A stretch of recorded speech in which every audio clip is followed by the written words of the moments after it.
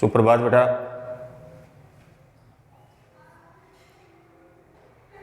पिछले वीडियो में अपन बात कर रहे थे घर की याद। भवानी प्रसाद मिश्र की कविता थी, वो पढ़ रहे थे और उसके अंदर कवि था, वो कारागार के अंदर बंद था, जेल में बंद था और जेल में बंद कवि को घर के एक एक सदस्य की क्या आ रही है, याद आ रही है। पहले बहन की याद आई, उसके बाद में माँ की याद आई कि मेरी माँ बिना पढ़ी लिखी है और मेरे बारे में सोच करके कितनी दुखी हो रही होगी।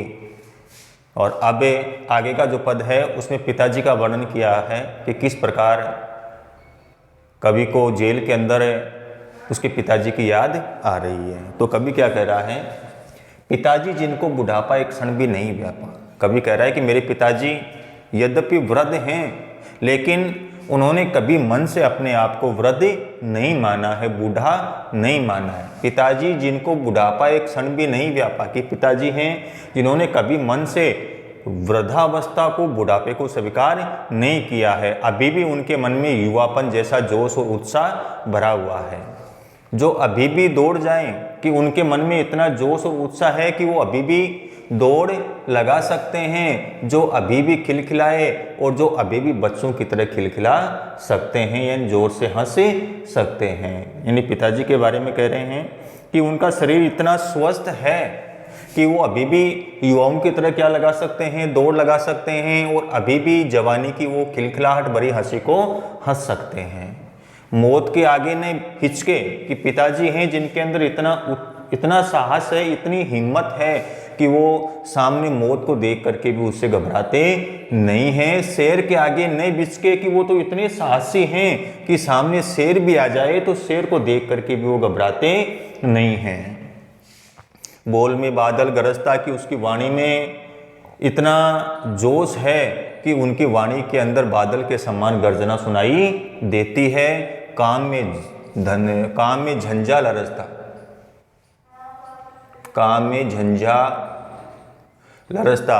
और जब वो काम करने लग जाते हैं और जब वे काम करते हैं तो उनके काम में, झंझा का मतलब होता है आंधी तूफान, जब वे काम करते हैं तो उनके काम में आंधी और तूफान जैसी क्या होती है, तेजी और स्फूर्ति होती है। तो इन बातों को देख करके कह सकते हैं कि पिताजी जिन्होंने कभी भी वृद्धावस्था को स्वीकार नहीं किया है, वो भले ही उम्र के आधार पर बूढ़े हो गए हों लेकिन मन से कभी उन्होंने अपने आप को बूढ़ा नहीं माना है।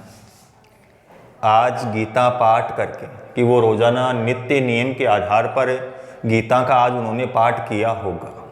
याद कर रहे हैं, घर जेल के अंदर बैठा बैठा कभी दंड 260 करके, और 260 क्या किए हो, क्या लगाए होंगे, उसने दंड लगाए होंगे, यानी व्यायाम किया होगा। खूब मुकद्दर हिला लेकर, मूठ उसकी मिला लेकर, कवि कह रहा है कि 260 दंड लगाए होंगी। उसके बाद व्यायाम करने के दृष्टि से उन्होंने किसको हिलाया होगा, मुकद्दर को हिलाया होगा। मुकद्दर होता है जो व्यायाम करने का एक औजार होता है। तो उन्होंने व्यायाम करने की दृष्टि से मुकद्दर को क्या किया होगा, हिलाया होगा। मूठ उसकी मिला लेकर, और उन दोनों मुकद्दरों की मूठ को मिलाकर उन्होंने नियत स्थान पर क्या कर दिया होगा, रख दिया होगा, यानी व्यायाम उन्होंने कर लिया होगा। जबकि नीचे आए होंगे, यानी उनको अपनी निश्चित जगह पर रख करके जैसे ही वो ऊपर से नीचे आए होंगे, नैन जल से छाए होंगे, तब मेरी याद करके उसकी आंखों में आंसू आ गए होंगे। हाय पानी गिर रहा है, घर नज़र में तिर रहा है। इस प्रकार कवि कह रहा है कि आज बहुत अधिक बरसात हो रही है और इस बरसात के मौसम में मेरे घर के प्रत्येक सदस्य की मुझे क्या आ रही है, याद आ रही है। मेरा घर मेरी आंखों के सामने तैर रहा है, मुझे मेरे घर की अत्यधिक क्या आ रही है, याद आ रही है। ठीक है बेटा, अगला पद देखते हैं। देखो बेटा, अगला है, कवि देश के लिए जेल में गया था और जेल में कभी कारागार के अंदर है और वहाँ पर उसको घर के प्रत्येक सदस्य की याद आ रही है। तो किस प्रकार घर के और सदस्यों की उसको याद आ रही है। 4 भाई 4 बहन, कभी कह रहा है कि हम घर के अंदर 4 भाई हैं और 4 बहनें हैं। बुझा भाई प्यार बहनें, कि मेरे जो भाई हैं वो भुजाओं के समान सहयोग देने वाले हैं। मेरे भाई हैं वो भुजाओं के समान हमेशा सहयोग देने वाले हैं, प्यार बहनें, और मेरी जो बहनें हैं वो प्यार की प्रतिमूर्ति हैं। मेरे चारों भाई भुजा के समान सहयोगी हैं और मेरी बहनें हैं वो किसका स्वरूप हैं? प्यार का स्वरूप हैं। खेलते या खड़े होंगे, नज़र उनको पड़े होंगे। पिताजी के लिए कह रहे हैं कि मैं जानता हूँ कि इस समय जब मेरे भाई बहन आपस में खेल रहे होंगे, या तो वो खेल रहे होंगे या वो खड़े होंगे, नज़र उनको पड़े होंगे, तब ये पिताजी को दिखाई दिए होंगे कि इस समय मेरे भाई या तो खेल रहे होंगे या खड़े होंगे, और उस समय वो पिताजी को नज़र आए होंगे।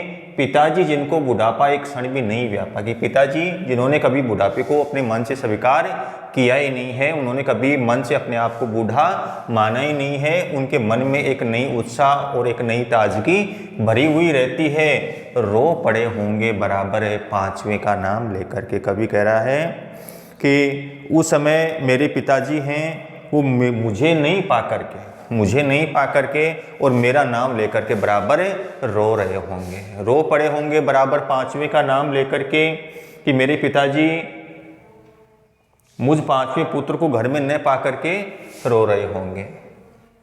पांचवा मैं हूँ अभागा जिसे सोने पे सुहागा। कवि कह रहा है कि वह पांचवा पुत्र मैं हूँ जो देश के लिए आज कारागार के अंदर या जेल के अंदर बंद हूँ, जिसे सोने पे सुहागा। कि मेरे पिताजी थे, मेरे पिताजी के चारों भाई हैं वो सोने के समान थे, और उनके लिए मैं कैसा था? सुहागा, यानी और अधिक श्रेष्ठ था। मेरे पिताजी मुझसे बहुत अधिक क्या करते थे? स्नेह किया करते थे। पांचवा मैं हूँ अभागा। कवि स्वयं को अभागा मान रहा है। अभागा क्यों मान रहा है? क्योंकि वह देश के लिए कहाँ बंद था? जेल के अंदर बंद था।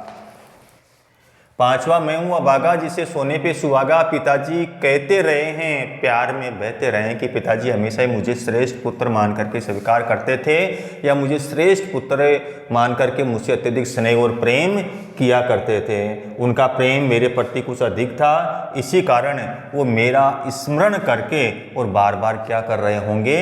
रो रहे होंगे। आज उनके स्वर्ण बेटे लग रहे होंगे उन्हें हिट। कवि कह रहा है कि आज उनके स्वर्ण के समान, सोने के समान जो श्रेष्ठ बेटे थे वो उन्हें आज शायद बुरे लग रहे होंगे, क्योंकि मैं उन पर सुहागा बंधा बैठा हूँ अभागा। क्योंकि आज मेरे पिताजी मेरे घर पर हैं और मैं उनके पास न होकर के आज जेल के अंदर, कारागार के अंदर क्या हूँ? बंद हूँ। तो कवि कह रहा है क्योंकि उस समय पर सुहागा माने जाने वाला बेटा मैं आज भाग्यहीन, आज देश की खातिर की कहाँ पे बंद हूँ? कारागार के अंदर बंद हूँ। इसलिए कवि अपने आप को क्या मान रहा है? अभागा मान रहा है। ठीक है बेटा, ये अगला देखते हैं। देखो बेटा, कवि कल्पना कर रहा है जेल के अंदर बैठा हुआ कि किस प्रकार घर के सदस्य हैं वो मेरे बारे में सोच करके और क्या कर रहे होंगे, किस प्रकार से वो दुखी हो रहे होंगे। तो आगे कह रहे हैं और माँ ने कहा होगा, दुख कितना सहा होगा। कवि कह रहा है कि जब मेरे पिताजी मुझे न पाकर और मेरे कारण जब उनकी आंखों में आंसू आए होंगे, जब वो रो रहे होंगे, तब पिताजी की आंखों में आंसू देख करके और मेरी माँ ने कहा होगा, और कितना दुख शायद उन्होंने अपने मन के अंदर, अपने हृदय के अंदर सहन किया होगा। क्या कहा होगा? आंख में किस लिए पानी, कि तुम क्यों रो रहे हो? तुम्हारी आंखों में पानी क्यों है? तुम्हारी आंखों में आंसू क्यों है? वहाँ अच्छा है भवानी, कि आप चिंता मत कीजिए, आप इस प्रकार से दुखी मत होइए, इस प्रकार से कमज़ोर मत होइए। जेल के अंदर अपना भवानी कैसा है? अच्छा है। यानी माँ है वो अपने पति को क्या दे रही है? सांत्वना दे रही है कि आप इस प्रकार से दुखी मत हो, आप इस प्रकार से आंसू मत बहाओ। जेल के अंदर अपना बच्चा है वो ठीक है, अच्छा है। वह तुम्हारा मन समझकर और अपनापन समझ करके, कि भवानी ने जो कुछ किया है वह अच्छा किया है, तुम्हारा मन रखने के लिए और अपनापन जताने के लिए ही आज़ादी का जो आंदोलन था, उस आज़ादी के आंदोलन के अंदर वह कूद पड़ा था, और आज़ादी के आंदोलन के कारण ही वह कहाँ पे गया है, जेल में गया है। वह तुम्हारा मन समझ करके, कि वह तुम्हारे मन के भावों को समझ करके और अपनापन समझ करके और आपको अपना समझ करके, कि वह अपने मन को कि अपनेपन का भाव दर्शाते हुए वह कहाँ गया है, जेल में गया है। इसलिए उसने जो भी कार्य किया है वो कैसा कार्य किया है, अच्छा कार्य किया है। गया है सो ठीक ही है, कि अगर वह जेल में गया है तो उसने बहुत ही अच्छा कार्य किया है, क्योंकि वह अच्छाई के लिए जेल में गया है, देश की आज़ादी के लिए वह जेल में गया है। ये तुम्हारी लीक ही है, कि ये तो तुम्हारी परंपरा ही है कि देश की आज़ादी के लिए जेल जाना, देश की आज़ादी के लिए कितने संघर्षों से मुकाबला करना, ये आपकी ही दी हुई लीक है, परंपरा है। उसने केवल आपकी लीक का ही क्या किया है, पालन किया है, अनुगमन किया है। पाँव जो पीछे हटाता, कि अगर वह देश की आज़ादी के आंदोलन से अपने आप को पीछे कर लेता, अगर वह वापस घर आ जाता, कोक को पैरी में ले जाता, तो वह मेरी कोक को क्या करता, लज्जित कर देता। इस तरह होवो ने कच्चे कि आप इस प्रकार से इतने अधिक भावुक मत होइए, आप इस प्रकार से कमज़ोर मत होवो। रो पड़ेंगे और बच्चे कि आपको इस प्रकार से धैर्य छोड़ता हुआ देख करके दूसरे बच्चे हैं वो भी रोने लग जाएंगे। इस प्रकार से आप धैर्य रखिए। तो जो माँ है, कवि की माँ है, वो कवि के पिताजी को क्या दे रही है, सांत्वना दे रही है। ठीक है बेटा, ये अपने 3 पद और बचे हैं, जो तीनों पद अपन अगले वीडियो में देखेंगे। उसके बाद में अपना ये अध्याय है वो पूरा हो जाएगा। ठीक है, इससे पहले मैंने एक वीडियो भी बनाया है जो आपके पाठ्यक्रम से संबंधित था, वो भी मैं आज अपलोड कर दूंगा यूट्यूब के ऊपर, उसको आप एक बार देख लेना। ठीक है, धन्यवाद, जय हिंद।